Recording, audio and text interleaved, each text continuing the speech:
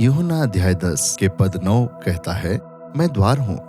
यदि कोई मेरे द्वारा प्रवेश करे तो वह उद्धार पाएगा और भीतर बाहर जाएगा और चारा पाएगा।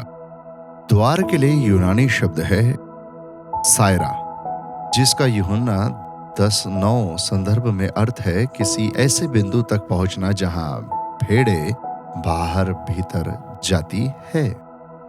इस वचन में यीशु खुद को द्वार, मोक्ष और आध्यात्मिक पूर्ति के प्रवेश द्वार के रूप में पेश कर रहे हैं।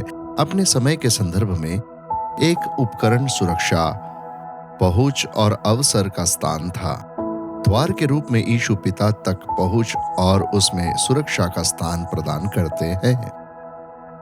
यीशु के आने तक लोग ईश्वर को केवल एक अजनबी और सबसे बुरे रूप में एक दुश्मन के रूप में ही सोच सकते थे, लेकिन यीशु लोगों को यह दिखाने के लिए आए कि ईश्वर कैसे हैं और उनके लिए रास्ता खोलने के लिए वह द्वार है जिसके माध्यम से ही मनुष्य के लिए ईश्वर तक पहुंचना संभव हो पाता है। उसके माध्यम से हमें शारीरिक, भावनात्मक और आध्यात्मिक रूप से भरपूर जीवन तक पहुंच मिलती है।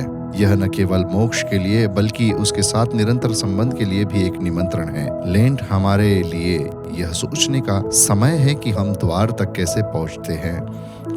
क्या हम इसे खुले दिल से यीशु द्वारा दिए जाने वाले उद्धार पर भरोसा करते हुए करते हैं? जब हम इस समय में उपवास, प्रार्थना और दान करते हैं तो हमें याद रखना चाहिए कि यीशु जीवन का द्वार है और उसके माध्यम से हमें शांति, नवीनीकरण और विश्राम का अनुभव करने के लिए आमंत्रित किया जाता है। जैसे जैसे आप इस लेंटन यात्रा पर इसके करीब जाते हैं, आइए हम याद करें और समझने की कोशिश करें कि हमारे जीवन में यीशु कौन है। आइए हम प्रार्थना करें। दयालु प्रभु, स्वर्गीय पिता, एक बार फिर हम आपको इस अद्भुत समय के लिए धन्यवाद देते हैं जो आपने हमें समझने के लिए दिया है कि आप हमारे जीवन में कौन है, खासकर इस शब्द द्वार के माध्यम से।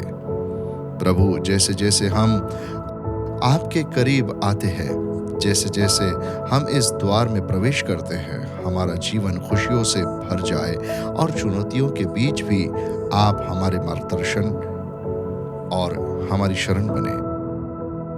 हम अपना जीवन आपके हाथों में सौंपते हैं। यीशु के नाम में हम प्रार्थना करते हैं, आमीन।